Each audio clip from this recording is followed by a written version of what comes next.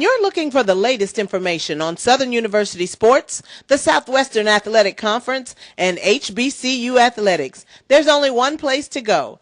Tune in to the Carlos Brown Show, exclusively on the Black College Sports Network.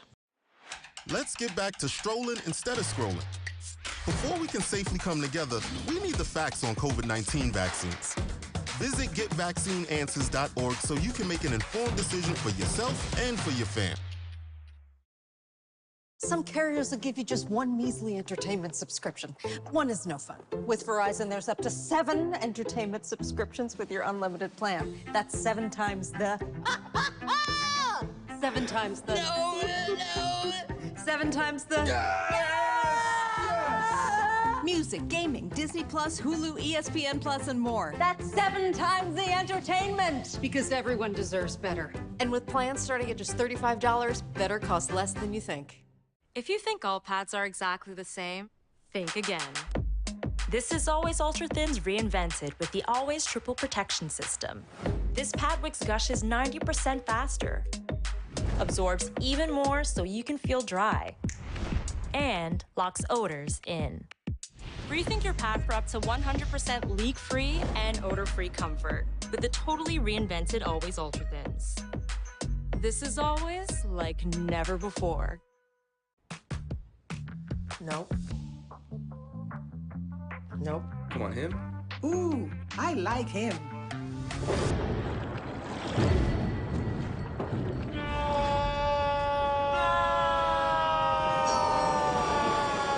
Quick, the quicker picker-upper. Bounty picks up messes quicker, and each sheet is 2 times more absorbent, so you can use less. He's an 8. He's a 9. Bounty, the quicker picker-upper. At Tyson, we know taste is local. Some like their beef pit smoked, their chicken spiced all the way up, or their pork sweet and saucy. Local flavors, global impact. That's what feeding the world is all about.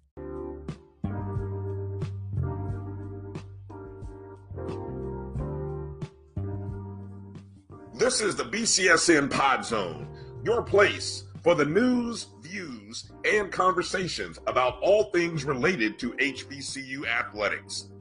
Here are the BCSN Sports Wrap, Dr. Cavil's Inside the HBCU Sports Lab, Knights of the Round Table, the pregame show, the Carlos Brown Show, the ONG Strike Zone, and more in one place. We are changing the way you consume HBCU sports, one broadcast at a time.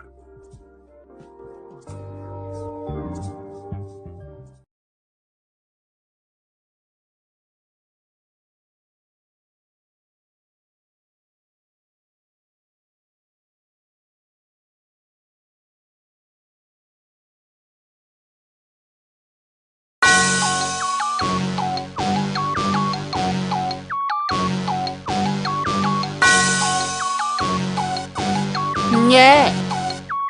I love my HBCU. And boy, I love it, love it. I love it, love it. I love my HBCU. And man, I hope my team they won one. I hope my team they won one. Yeah. Man, I hope my team they won one. I hope my team they won one. Yeah. I tune into the HBCU Sports Lab to see if my team won or lost. If they lost, I'm quiet as a mouse. But if they won, keep tab. I'ma do the dab, yeah.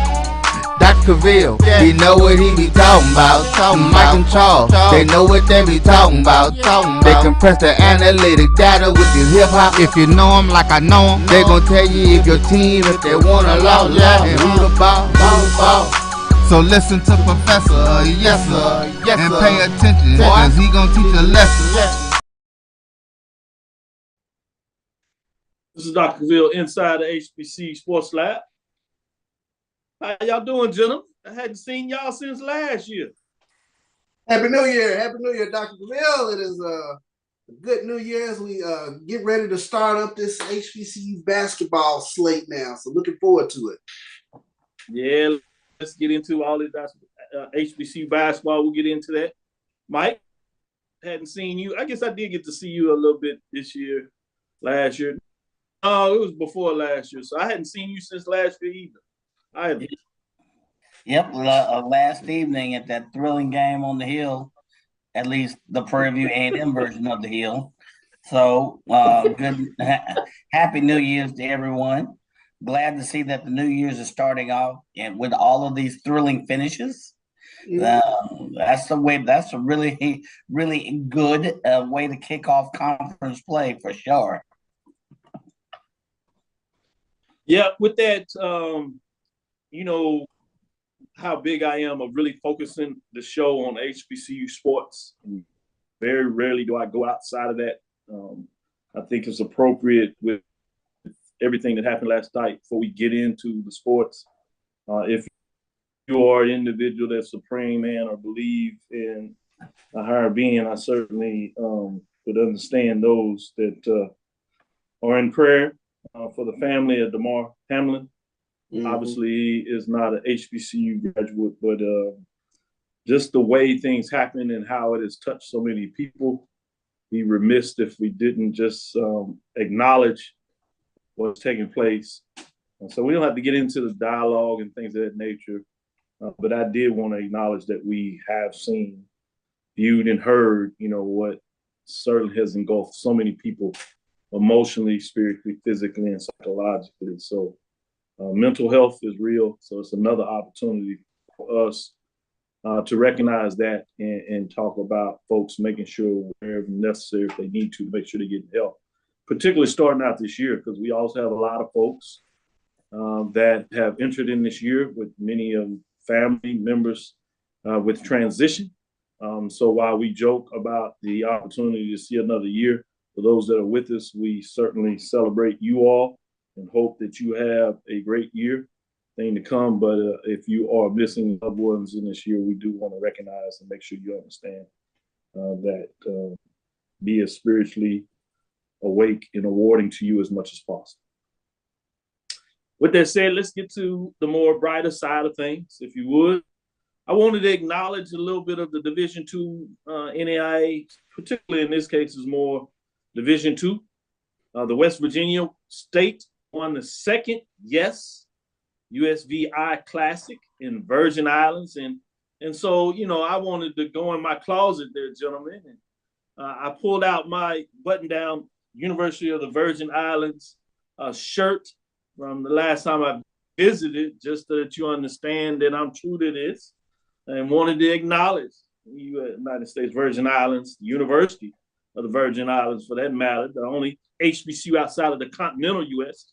I've talked about my global diaspora and talked about HBCU-like institutions at the University of Bahamas, one out of the Brazil, one in South Africa, but this one in the Caribbean, in the Virgin Islands, actually is historically a Black college university. So wanted to acknowledge that tournament, West Virginia State for winning the championship over Tusculum College in the United States Virgin Islands, as they would say, 73-59. So kudos to West Virginia. They're ranked number 16 in the top 25 at Division II level. At the time they wrote the article and won the tournament. So they did well. Just to make sure we acknowledge other ones on there, you had West Virginia State, Clinton, Kentucky State, Edward Waters, Virginia State, and Tusculum were all a part of the tournament as it was held at the Antilles High School there. As things was going on. Any thoughts about the tournament?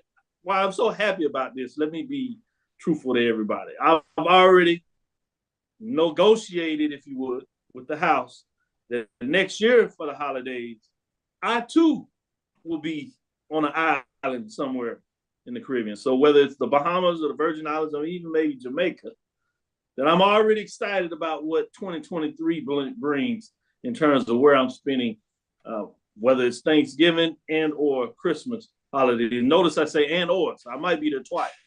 Just letting y'all know, if we need to partner up, you might want to put your nickels and dimes together because I'm out. Yeah, well, I too want to get my own button-down version of U.S. Virgin Islands shirt there. So don't worry, I will be making my way down there as well. So in some manner, so looking forward to it. And shout out to Kyle Mosley if I go and get your thoughts, Mike. That's Kyle Miles Mosley, Sports Illustrated, as him and his son, credit to his son as well. You talking about a great gift to put in some work. They were down there covering the tournament and did a lot of great interviews, a lot of great coverage down there. And so I was like, ooh, I can make this a working relationship as well. So yeah, we out. What are your thoughts, Professor Washington? Well, two things. First of all, I want to earn me a shirt too. You say in corporate America, you get a nice shirt. You got to put in some work to get this. So I want to. The second thing is, you casually threw out trying to convince the household that you're working there. That don't go across as easy. What do you mean you're working in the Virgin Islands? So I'm still on the convincing part of that. So the shirt's no problem. The tournament's awesome, but I'm still on the convincing. I damn near had to put together a job description for that weekend just to get approval. I understand. Hey, let's get into some Jackson State news because they always find themselves into it. But this is for some good reason. Jackson State drives 2022 HBCU football attendance from HBCU game day. Jackson State turned football attendance shot up again. Magic City Class again topped the list with 67,532. As we talked about a little bit, but multiple games featured Jackson State when you look at what they were able to do. Particularly when you talk about these neutral site games, JSU averaged 39,120 fans. JSU attracted an average of 27,800 fans for its 3 away games on HBCU rival campus. Man, that is significant. You're talking about tide rising all boats. Hard to argue with the numbers. Obviously, when you talk about highest attendance of 2022, you go 67,000. Yeah, 2 games over 60,000. Bayou Classic, Magic City Classic, they continue to do what they do. Florida Classic is no slouch, representing with 55,000, even there. State Fair Classic with 53,000. Jackson State home game against Southern.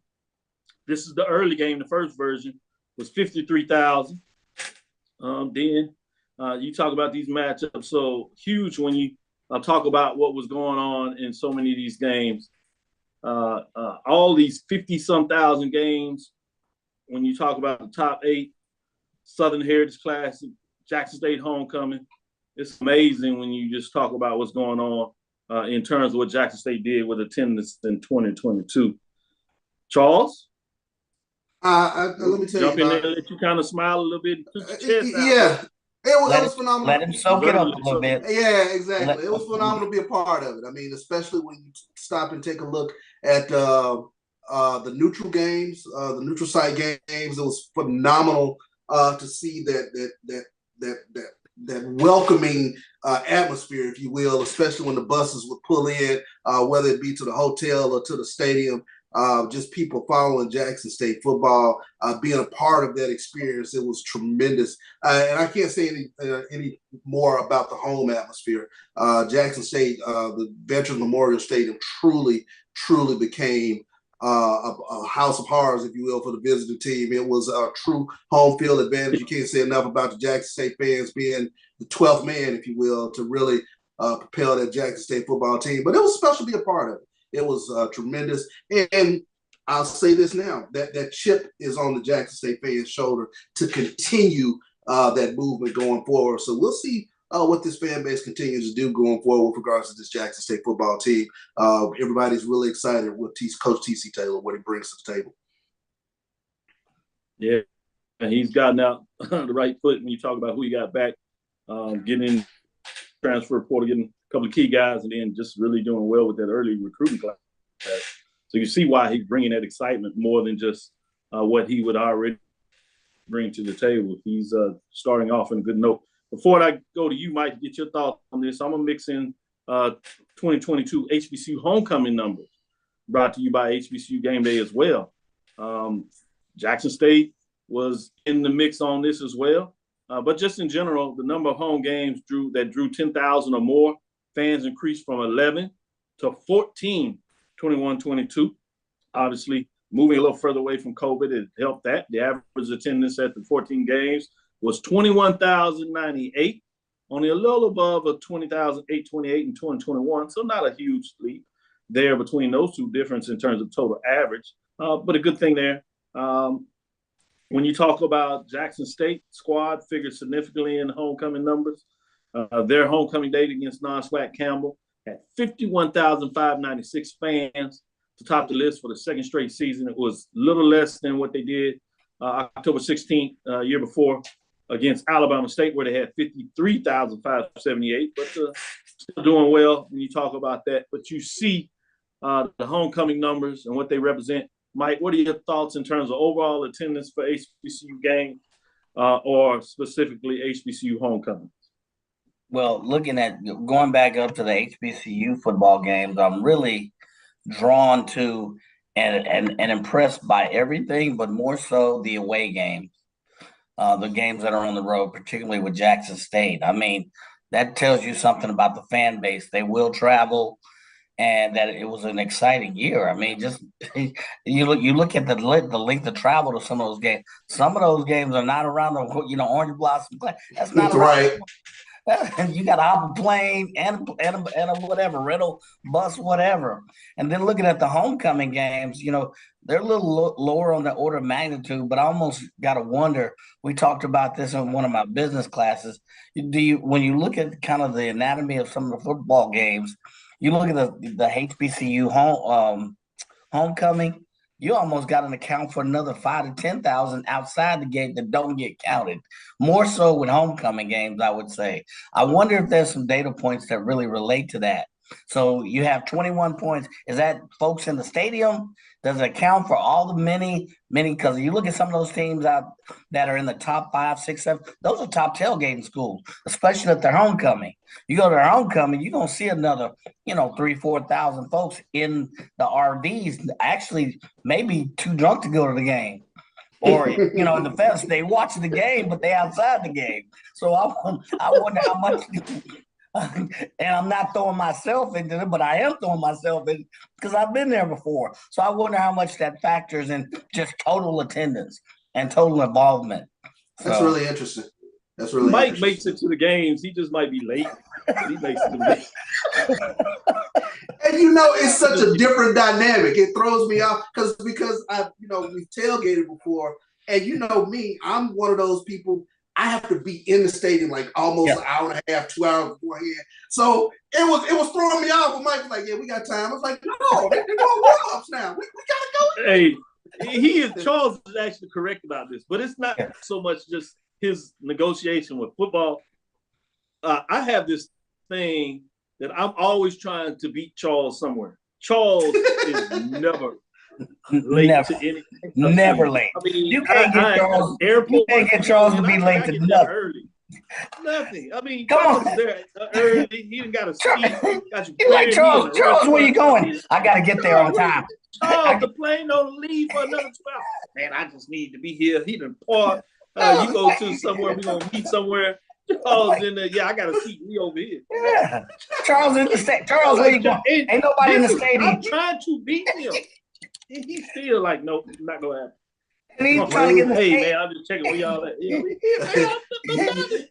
You guys can blame my 5th grade teacher, Miss Starling. Punctuality means everything. So I get it. I get it honest. Good, we can give her a shout out.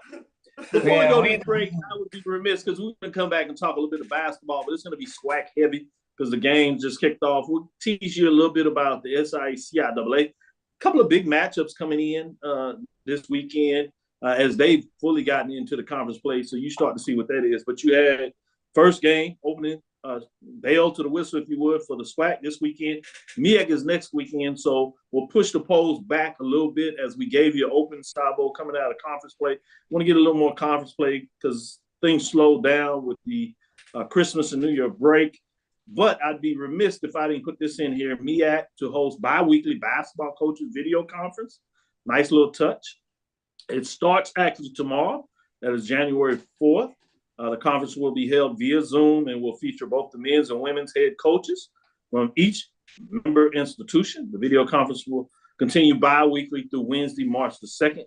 The head coaches from each institution will be available at the same time for 15-minute segments with brief statements about the previous week's game, upcoming games, and opponents. Each session will conclude with a question and answer session with the members of the media. So try to get in there and see if I can make a couple of these, give you some updates.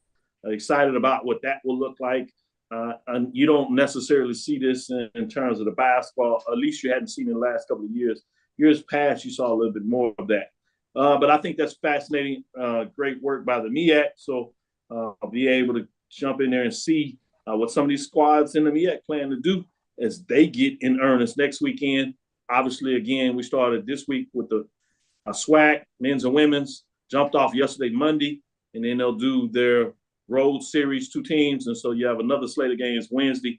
And then you get into your traditional Saturday, Monday type matchups. So with that, stick with us. We'll be right back after this break. And we'll get into some basketball hardwood talk and let you know what went down. Because we had some big games that went down to the buzzer. If this is an indication of what we can expect, particularly on the men's side in terms of what went down, we had an excited basketball season to prepare for on the men's side. Women, they tend to seem that they're doing what they're doing, but we'll see. Might be a little early to crown them. But 40 games is 40 games. 40 games in a row. Yes, Jackson State acknowledging that. Stick with us. We'll be right back after this break. Support the Black College Sports Network so we can continue to provide you coverage.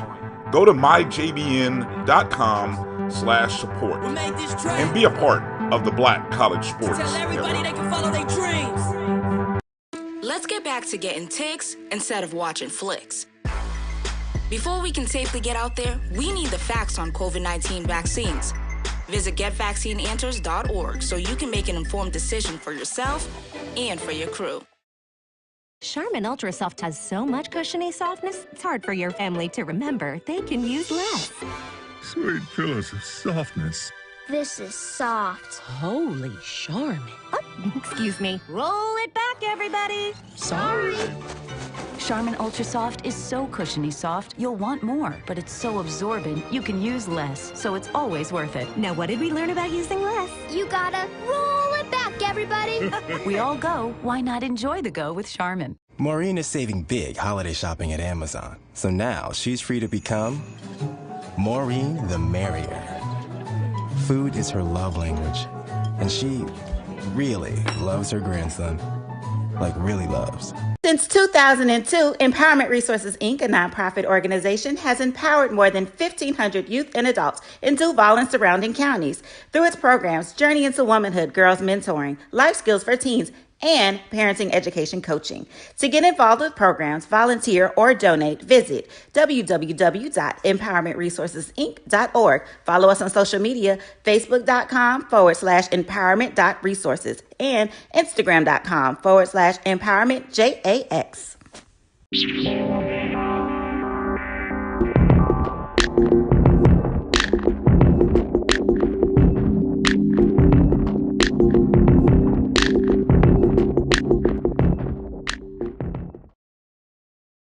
Press the analytic data with the hip hop. If you know them like I know them, they gon' tell you if your team, if they wanna lose, and who the ball. So listen to Professor, yes sir, and pay attention, cause he gon' teach a lesson. Only if you're taking it. Inside the HBCU Sports Lab, Charles is bombing on some stuff that we're going to talk a little bit later on the show. He just threw that hand grenade out there. We'll tell you a little bit about it later. I was like, man, Charles, that's not nice. But let's get into what we want to talk about a little bit about this basketball. Before I do that, let me shout out some folks that are checking us out. Carlos Brown, Chuck Hunt, Theron Waters, saying, hey, what's going on? Hey, Wildcats. I see somebody's excited about the Wildcats. They got the big basketball win, beat the rival yesterday, too. This is on the fact that they also named the new coach. It seems like we're waiting for the official document to be signed, but that's what they're telling everybody. Anthony Weston, Chuck Hunt, Gene Boo Holly says Happy New Year to all the lab. Yep. Rike Ricky Burt is in the house. Edwin D. Moore. NCSC High School Heritage Center is watching. All right. I see that. The business is in the building. Brandon King. John Grant started the new year in the lab. That's a good way to start it, Mr. John Grant. Got some big news to talk about the second half of the show. We're going to get into some of this information about the bowl. I want to get y'all some stuff on that. So I'm going to sneak in there and give you some bowl comparisons, if you would. Carol Kellum is in here. Trudy Jackson, giving some shout out. Nick Bridges, Sarah Beverly, Donald Crawford in the building. Silas Edward McMorris, Thomas Maddox, Troy Franklin, Willie Alex Hines is getting it done in here. Brother Wendell Davis, Andre Heights Jr. in here as well. Emma Price. What do we got in? Derek Carson, Franklin Crump III. I saw that big shot that Southern put on the boys of Tigers over here at Texas Southern, getting it done in Third Ward. Jazzy Faye, Trudy Jackson, Alex Bozeman in here. Appreciate you all getting it done in the building. With that, let's get into some of the matchups. Let's start with the women in terms of what took place over there on the women's side. I'm just going to start with Jackson State going on the road, getting it done against Alcorn State, won by 10. I'm not sure if that really surprises anybody that's paying attention to the women's side of basketball, but I think it should be acknowledged, as I kind of teased out beforehand, that Texas Southern women have won their 40th SWAC game in a row. Before we get into some of these other scores that took place on Monday and maybe any that surprised you, what do you say in terms of 40 in a row? Not so much that they won, but the fact that they have hit the 40 mark in terms of 40 SWAC straight victories. Unprecedented in so many different ways. Charles, I'll go to you first. Tamika Reed has made her stamp on the Southwestern Athletic Conference in terms of what she's able to get done year in, year out with this basketball team. Jackson State, they go on the road last night. Hostile environment, of course, playing the rival with Alcorn, and they get it done again. And defensively, they smother you out. They did a tremendous job last night in terms of dealing with Alcorn. But keep an ear out for the name Angel Jackson. 7 blocks last night. Jackson State has another low post presence, especially on the defensive side of the ball. And once they start feeding Angel down there in the post with regards to what she's able to do from a scoring standpoint, this team can be a nightmare to deal with, especially on the defensive side of the ball. So all you need is to get a little bit of scoring, but they make their mark on the defensive side of the ball. Mike, I'd be remiss if I didn't let you get in there and get some of that 40 wins. Hit your mic there. Oh, yep, sorry. 40 wins?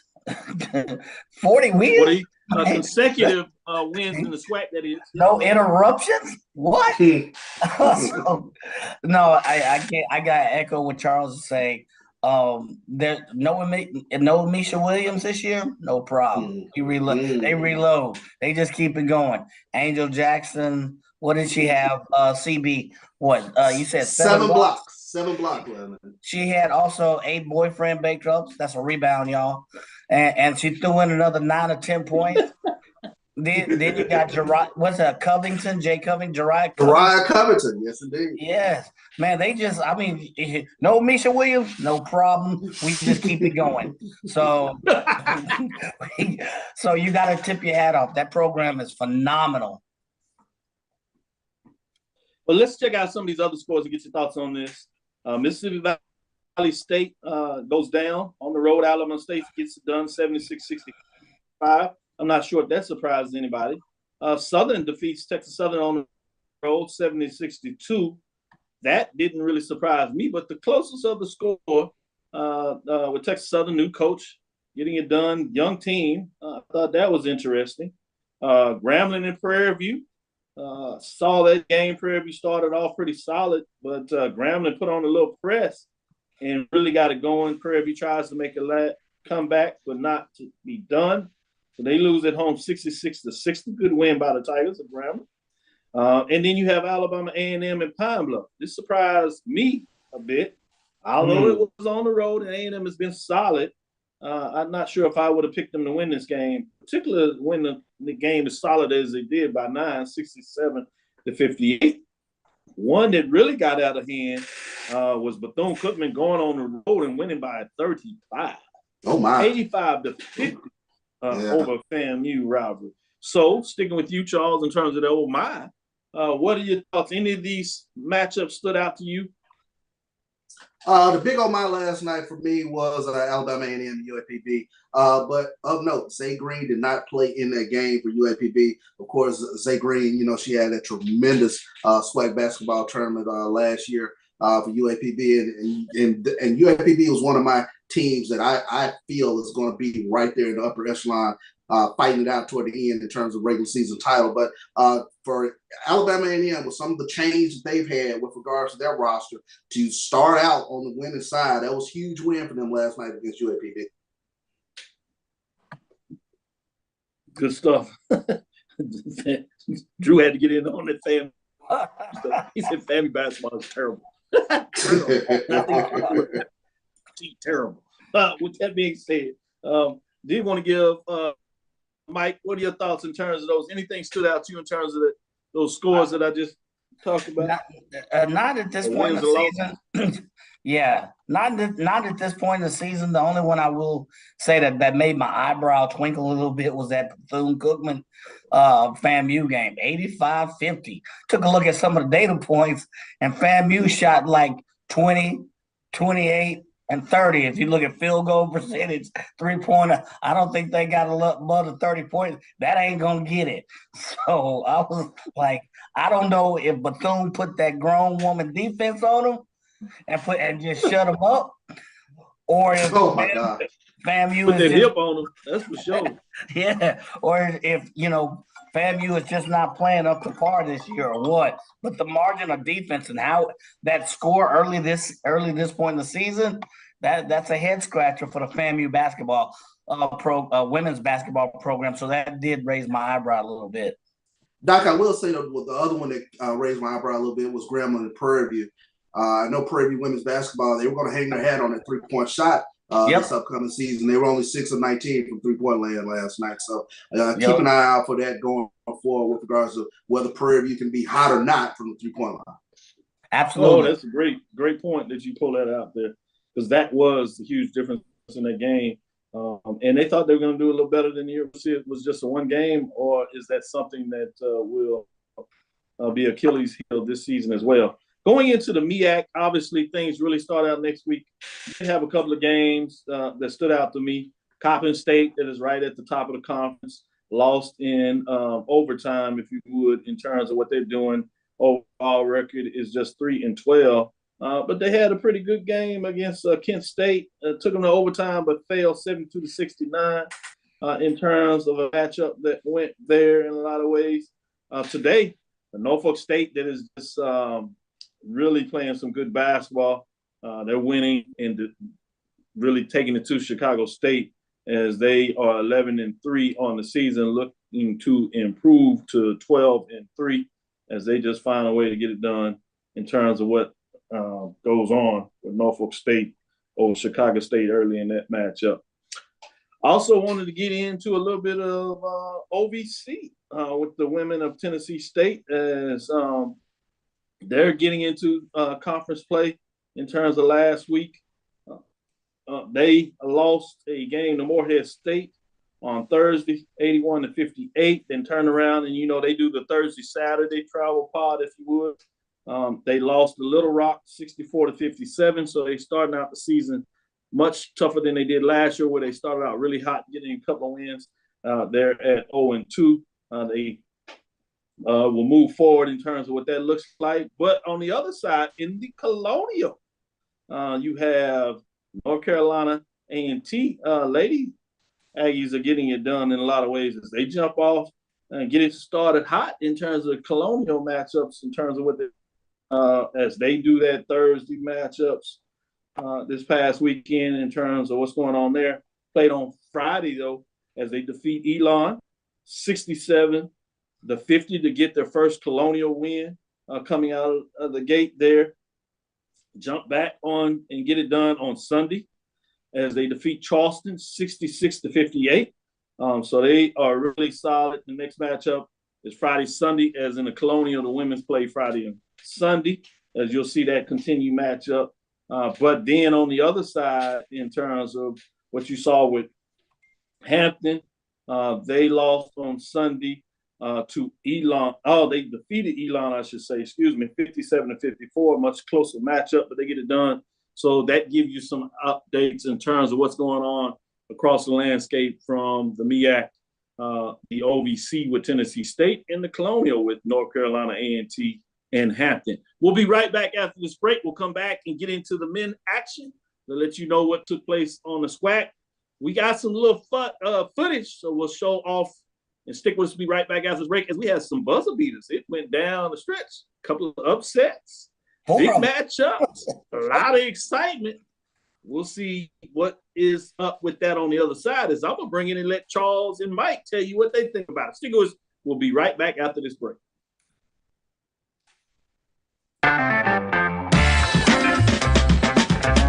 Your ad could be ran here. MyJBN.com/support. MyJBN.com/support for more information.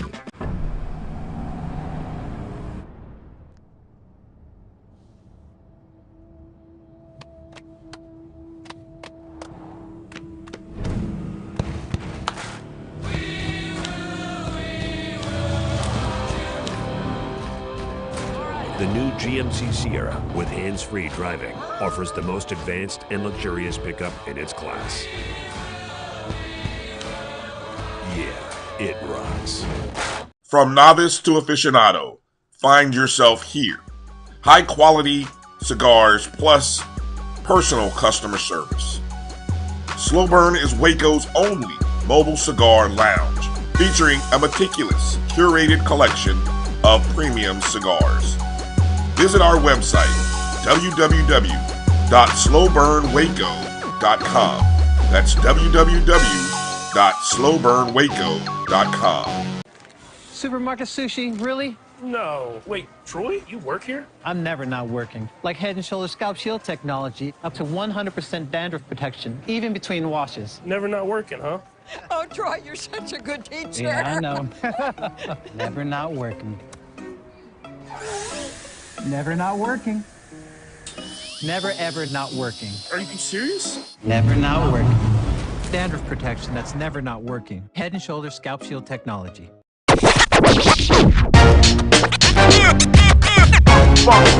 It's like a loot machine. All around town, people trying to get down. Press the analytic data with your hip hop. If you know them like I know them, they gon' tell you if your team, if they wanna lose, yeah, and who the ball. So listen to Professor, yes sir, and pay attention, cause he gon' teach a lesson.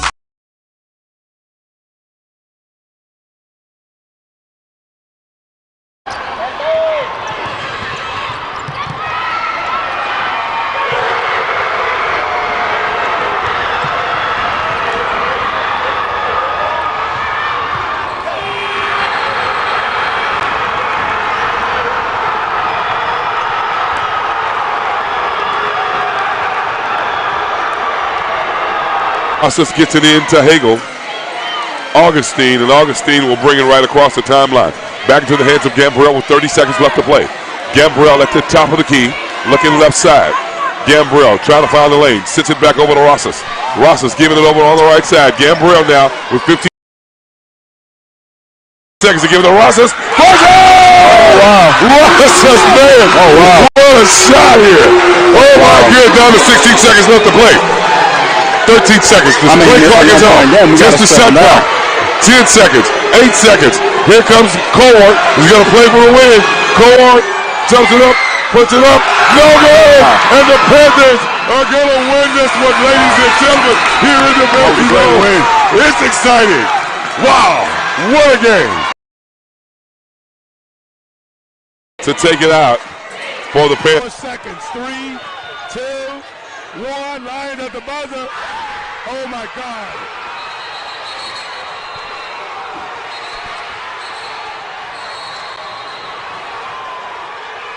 Still got .5. Still got .5. Still got .5.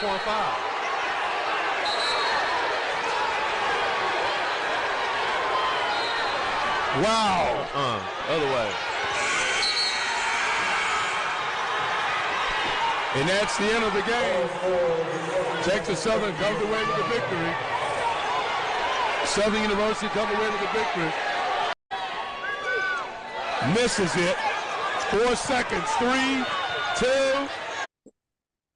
This Dr. Bill inside HBC Sports Lab. Man, I thought y'all would be better to see it live for yourself. Those buzzer beaters essentially getting it done in terms of 3 of those matchups. Man, some good basketball. If that's in the indication of what it's going to look like in what I call the de facto Western Division of the SWAC, who would have think it's going to be nice this year, man, in terms of what's going on. And that was courtesy of Mid-Major Madness.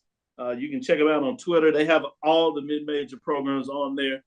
So it was nice because they had it cut up and put it out there. Obviously, the schools are doing their own in terms of these broadcasts. So if you want to get more of that, you can also go there too. But I did want to acknowledge Mid-Major Madness in terms of the simple way that I was able to get all 3 of those cut up so you could see it here on the show. But let's get into it. The fun part now.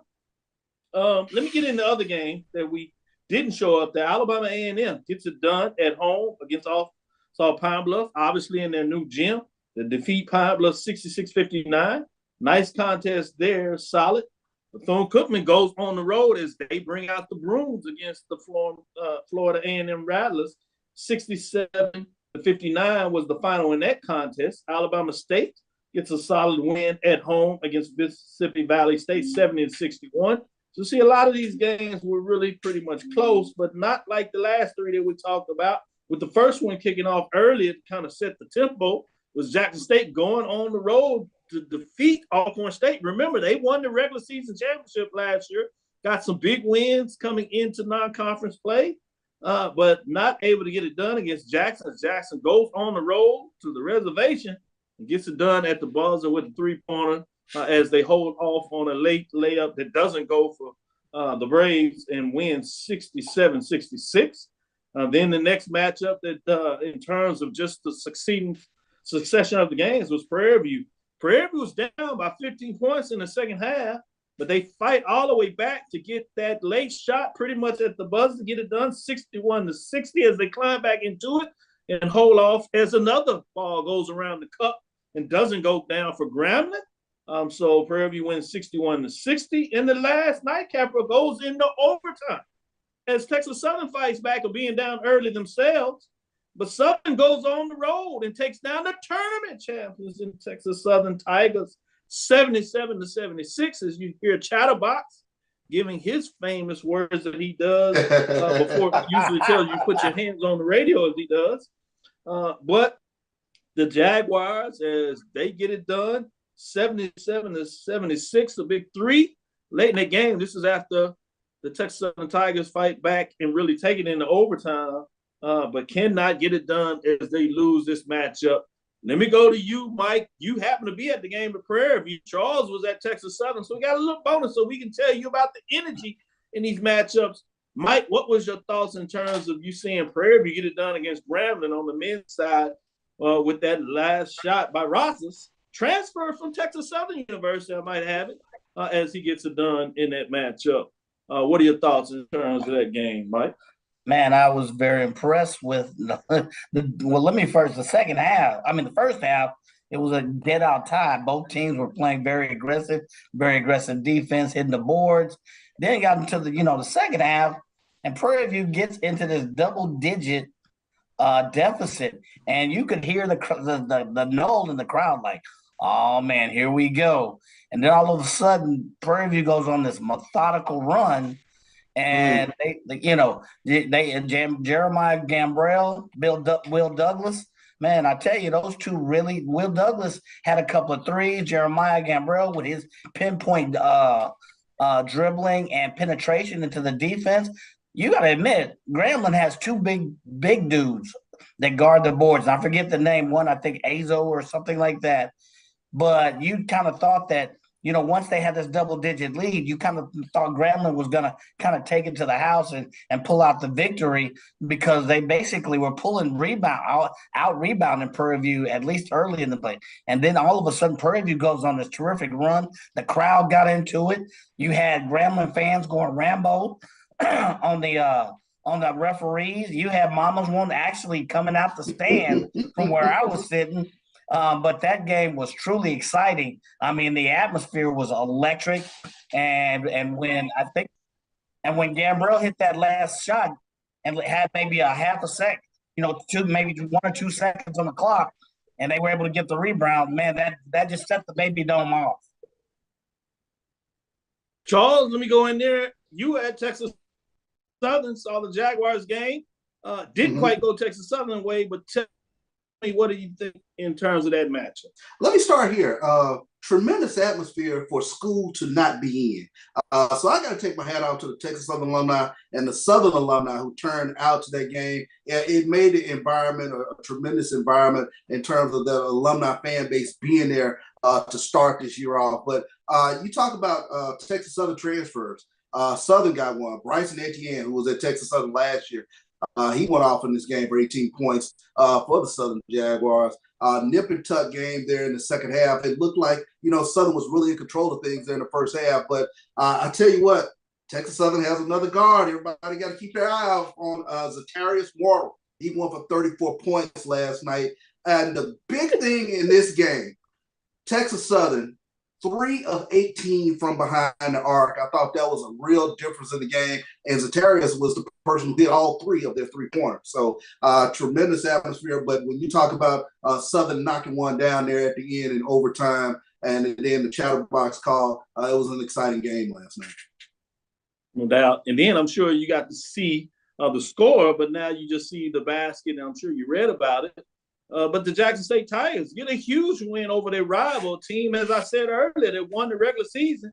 Was playing pretty well in terms of what they were able to get done in conference, and a lot of folks have them in the mix for things. So to go on the road to get that win to start out things is a statement for Jackson State Tigers under the new coach, first-year coach, obviously second year in the SWAC there, but new coach there. Huge statement for Jackson State to go on the road and knock off the defending regular season champion in Alcorn. When you talk about defensively, they forced Alcorn into 22 turnovers last night. That was huge for Jackson State. And then when you have Colty Young, I think that was the only 3-pointer he hit all night. I think he was 1 and some change from 3-point land, but he was able to knock that one home. Huge win for Jackson State to start off SWAC play. We'll have to see what this Jackson State team looks like, because they could be the fly in the ointment. They have some talent, but it's a matter of putting that thing together going forward. Good one, Mike. In terms of the other scores, what stood out to you? You're on mute. I told you keep messing with me. I'm gonna put that mute on you. I thought you had already put the mute on.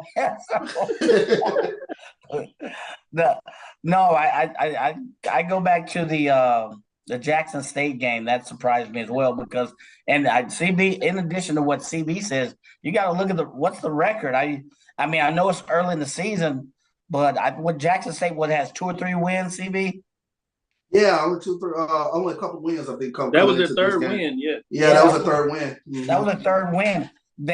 I saw only clips. They did not look like a 3-team. They looked much better than that. So that gives you a glimpse into the potential they may have this season. And they bought some players that you didn't expect to step up. So that was the one game, in addition to the Prairie View and the Southern TSU game, that stood out the most to me. Let me correct myself. Coach Young, he was 3 of 10 from 3-point line. So that buzzer beater was one of his 3, one of his attempts with regards to the 3-point arc. Yeah. Well, it's a big one, to say the least. Mm-hmm. With that being said, if we were looking at it as the de facto Western Division and Eastern Division, you would have 3 teams in the East being at 1-0 this early part of the year: Alabama A&M, Bethune-Cookman, Alabama State, and Jackson State, while you would just have the 2 1-0 in the de facto Western Division, if you would.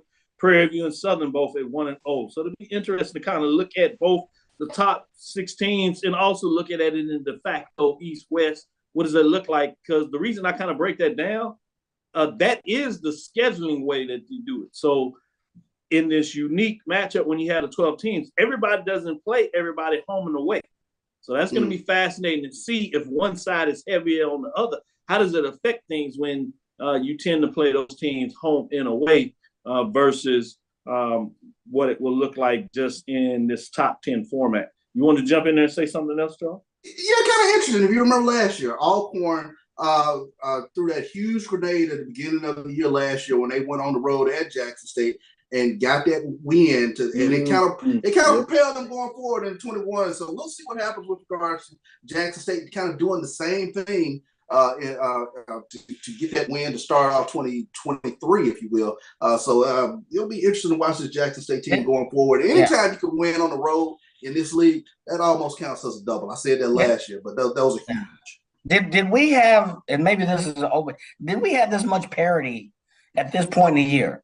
January, when did we have this much parity? Games finishing last minute buzzer? I didn't think so. I don't believe so. I don't recall it. I kind of glanced back. Early, obviously, you had those teams that certainly come in and get the win in terms of, but you had a lot more lopsided scores for sure last year, and you didn't get the buzzer beaters. But obviously, you have some key matchup. It'll be fascinating to see what this looks like moving forward. Quickly, I did want to sneak in there and tell you about Tennessee State, as they are picked to be at the top of the OVC. In terms of Lindy's, they were preseason number 3. Coaches had them number 2. They lost a tough one at home against Morehead State to start on things last Thursday, but they rebounded, and Morehead State is at the top of the conference. They did split their first 2, so they're 1-1. They lost that game 83-75, but then they came back on Saturday at home against Little Rock and got a big win. Beat up on Little Rock, 94-69. So they're 1-1 in terms of this early type matchup. So I'm fascinated to see what's going on there. Give you a little news about the Colonial. That's obviously with A&T and Hampton up that way. Give you some matchups that took place last Thursday as they got it started in the Colonial. Tough matchup against Northeastern. A&T goes down 88-76 in terms of their first matchup, while Charleston defeats Hampton 89-61. You get a little rebound by A&T as they get the first win at the buzzer against Hofstra. A&T wins 81-79. They actually called it no good, went back to the replay. It looked pretty straightforward to me. That was good, just live. But the good thing is referee got a chance to go look at it. They got it right in terms of that the fact that they got the tip in before the buzzer and the lights went off. So the basket counts. A&T gets the first victory in the Colonial, beating Hofstra 81-79. Hampton still struggling as they lose NC Wilmington 82-65. So you got a couple of matchups coming up late in this week. That rounded out for your major Division I programs in terms of what that looks like. We will get into some Division II GCAC as they get a little deep into play. But I have another thing that I want to talk about on the other side. We come back out of this break. I want to get into some bowl information, give you some updates. A lot of folks are always talking about finance. Finally, I always look at some football. We'll sneak that in a little bit after this break, and I'll give you an update as we take it off HBCUs, but in some way, we're talking about HBCUs. Stick with us. We'll be right back after this break. Thank you guys for what you do for HBCU athletics. This is a fantastic avenue for all of us. This is our ESPN, so we love what you guys do. Brian, AD, Roy, all you guys at BCSN. We really appreciate what it is that you guys do for us.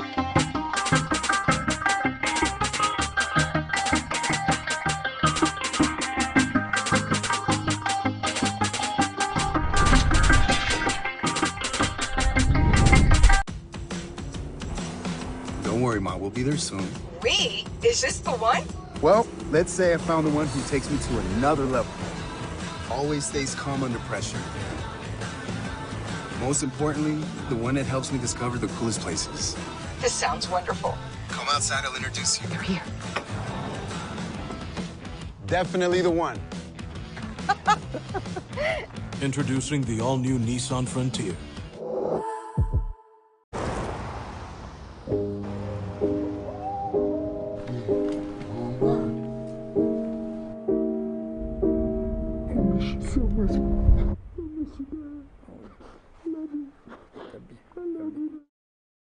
At CDW, we get speed as the new currency of success. Our team spends way too much time tending to outdated applications and software when they should be focused on driving application agility and innovation. CDW Amplify Development Services modernizes software and application development to help accelerate innovation and digital transformation. So you mean building new applications, UI, and mobile interfaces? Well, you said you needed to innovate more quickly.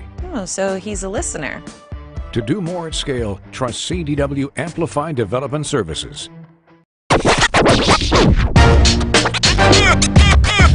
It's like a loop machine. All around town, trying to get down.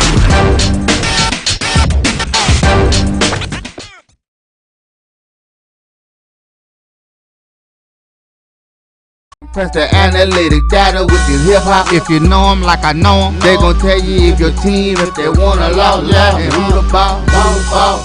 So listen to Professor, yes sir, and pay attention, cause he gon' teach a lesson. This is Dr. Bill inside the HBCU Sports Lab. Let me get a shout out to my man. His mic is giving Charles a hard time as he will be the play-by-play caller for the Morehouse game tomorrow. Getting it done for the Morehouse men. Yes, the Morehouse ball. Looking forward to it. He got the deep voice in there. Shout outs also Black College Sports Network, their 25th anniversary. Yes, we've been doing this for 25 years, getting back with Roy in terms when he put pen to paper. We joined the team more recently, but shout out to Roy on 25-year anniversary. We do have a fundraiser we're doing. We'll give you some highlights as we pull that information up. Best thing is we need you to do is my JVN, my BCSN. You can download that on the app. We'll get you some more information about how you can support us in regards of the fundraiser as we continue to get that done. I did want to talk a little bit about bowls, and people have asked questions about the Celebration Bowl in terms of the payout. What does that look like? Just to give you updates there, you're talking about $1.2 million payout in terms of the bowls that go to the conference. A percentage of that goes to the institution, depending on the split, 75-25 for the SWAC, 70-30 in terms of the MEAC, or that was the last percentage breakdown in terms of what that looks like. But I want to do a little comparison so you get a chance of what does that look like. Obviously, you have the major bowls, and you've seen what they do as they off the chart in terms of the New Year's Six, $14 million, significant type of money. But you see how long they've been in the business for the Rose Bowl, going back 100 years in terms of what they do there and how they're tied into the CFP and how they have really engulfed all that money. But if you look at some of the other bowls out there, there was an article that talked about the Quick Lane Bowl, really focusing on New Mexico State, which it was encouraging fans to purchase tickets. And it wasn't so much about purchasing tickets. Obviously, you want to support your team. But a lot of it would maybe be the distance that a lot of fans wouldn't necessarily travel for a 6-6 Aggies team that was playing a 6-6 Bowling Green Falcons team, if you would, coming out of the MAC all the way in Detroit. So they were asking fans to support the team that did make a bowl and purchase tickets so they could donate them to Detroit area youth. That's a great thing for the youth to get a chance to get out and see some college football. But I wanted to get into some of the money.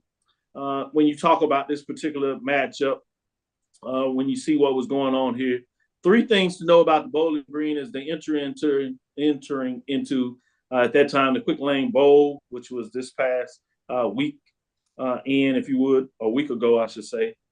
The university closed travel, cost them $400,000 travel to Detroit.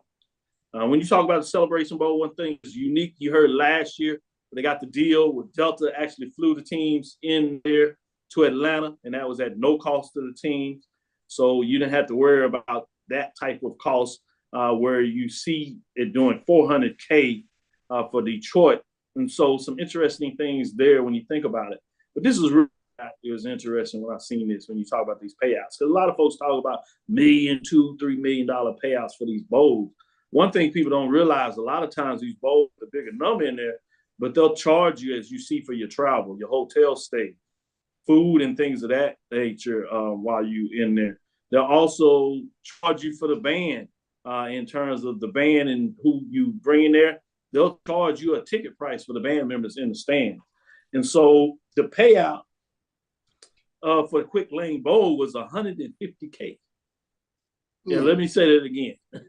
The payout for that bowl game was $150K, and which is why you see the fact that they were encouraging the fans to buy tickets, because this is where it can get a little benefit to the team. New Mexico State athletic director was quoted saying that the university will retain 100% of the revenue from the first 2,000 tickets it sells, 50% of the next 2,000 tickets, which by New Mexico wants its fan base to purchase all of these tickets, because if they did, they could recoup $420K in terms of what that means. So just to give you some indications of what's out there and why you really need to look at the contracts, or at least get some more information of some generalities of these various bowl games to get an understanding of what that looks like. So just on the surface, I'll go to you, Charles. What are your thoughts in terms of what that looks like when you see, especially some of these small bowls, in terms of what they bring to the table when you compare? Because a lot of folks will instantly go to the larger bowl games and say, hey, they're paying out this. And just so one of the things we always like to talk about only is the business side. So you see some of the numbers that go out there and get an understanding what that looks like. What are your thoughts? Tremendously enlightening to really find out some of the ancillary costs. I think that those are things that you almost oftentimes take for granted, Dr. Gill, that you know, those the charging for the band and things of that nature. So you never sort of calculate those into what goes into the bigger picture. But it's fascinating to see the numbers finally, you know, out there for all of us to really grasp and understand, you know, what a jewel that you have within the Celebration Bowl, I think. Yeah, and you see the numbers continue to move up, which always helps both in terms of attendance and the ratings, which is more powerful. So when you sit back in the table, it gives you a chance to continue to push for bigger payouts. Mike, what are your thoughts in terms of just getting a different framework of the bowl landscape, how varied it can be at times? Yeah, you often wonder, you know, you look at all of the activities that take place, and then you look at, you know, who's transporting the group here, who's transporting the group here, who's paying for this dinner, who's providing gift baskets for the team. Those are all costs that are buried underneath the umbrella of the bowl cost. So, and you take that into consideration, and then you wonder, does the bowl game have the sustainability of growth and volume over the course of 3 to 5 years to kind of, you know, eat a lot of those ancillary costs down, you know, such as transportation costs, hotel costs, dining costs, you know, their awards costs, or whatever. I think in some bowls, some of the bigger bowls, I think some of the players get gifts or whatever. You wonder where that's covered, what pot that's covered in. So you get all those little, I guess, trinkets into that big basket of bowl costs. And then it gives you a different insight on, is this a viable bowl game? And like CB said, all that in consideration, it gives you more of an appreciation for not only the performance of the Celebration Bowl, but the growth that you've seen over the last 5-6 years. A lot of this comes out of discussion out of the HBCU Nightly that I was involved in Saturday night, strange enough, New Year's Eve. So I was at home just relaxing as we were waiting to count down. So we got into some great dialogue. So usually that's done by Joshua Sim Sr. As they will be curating this weekend. But he had his buddy Dave on the ENT that held it down that night and asked me to come in and do some talk. So we really got into a lot of that dialogue. And then as we got into some more of it, you had John Grant that came in there and provided some updates. He was coming from the championship game of Georgia and Ohio State and was sitting in the box with a lot of the dignitaries in terms of these folks that are controlling the CFP. So we have a player that's kind of in that area So it's fascinating to get some more information. So if you want to get a little more detail, go and check out the HBCU Nightly. You can go under Joshua or David in terms of Twitter, and you can listen on the conversation went a lot of different directions. It's a long one, so you probably have to hear it in different spots because it got so deep. There were so many different questions. I asked myself to give some perspective. We went from academic rankings, things of that nature, went into some dialogue in terms of conference alignment, expansion, obviously churning, as I like to talk about. We got into bold numbers, finances, leadership perspective. So a lot of various information in that HBCU Nightly. So I wanted to tease it out at least and provide a little more insight on the bold side and just kind of tie that up in a little bow and make sure that my listeners here and our listeners here in terms of the lab listeners get a chance to make sure they always get a little more in terms of the business. Hope you enjoyed the breakdown and the highlights we gave you on those buzzer beaters on the men's side. We'll be out there checking out it tomorrow night. We'll see if round 2 gives us more, as we got a couple of big matchups as we talk about in the SWAC in the middle of this week. As we see, obviously, Southern goes down to Prairie View. Grambling comes over to Texas Southern for that matchup. And you got Mississippi Valley going to Alabama A&M, which means Arkansas Pine Bluff goes to Alabama State. So some early matchups to kind of see who stirs it up early. Some teams do not want to go 0-2 on the road, so it'll be fascinating to see, can you split on the road, as we always talk about, or can you get Southern? Can they find a way to get 2 on the road and really take a commanding lead? We see how hot they started last year and fell early, but I'm sure they still want to find a way to get hot, especially doing it on the road and making a statement in Texas. So that's another one to keep your eyes on to see what that gets done. But these matchups continue to be great on the men's side. Fascinating to see what takes place on the women's side. And like I said, next week, we get into some more action as we get the MEAC partners getting it done, as they have a full slate of games coming up. So I'm fascinated to see what happens there. Thank you for listening to Inside the HBCU Sports Lab. Make sure you share our podcast with your friends and colleagues. I am Dr. Kenyatta, the Dean of HBCU Sports, coming from inside the lab in the College of HBCU Sports with Mike Washington and Charles Bishop. Again, we thank you for listening to Dr. Bill Inside the HBCU Sports Lab with Mike Washington and Charles Bishop every Tuesday and Thursday, 6 o'clock Central Standard Time. We look forward to you on Thursday as we give you some more news, give you an update, and tell you what took place Wednesday, break it down and tell you who was hot, who was not. Follow me, Dr. Kenyatta on Twitter, Facebook, and Instagram. It's DrKenyattaCavil. It's DrKenyattaCavil. Make sure you check out Morehouse with Charles Bishop on the call. Give me a breakdown so you can tell me what that looks like. Follow me on Twitter in terms of Facebook and Instagram. Inside the HBCU Sports Lab 1 on Twitter. That's Inside the HBCU Sports Lab on YouTube and Facebook. Dream big. Continue to move forward. We will talk with you soon. Charles? Of course. Mike? Lecture. Dismiss.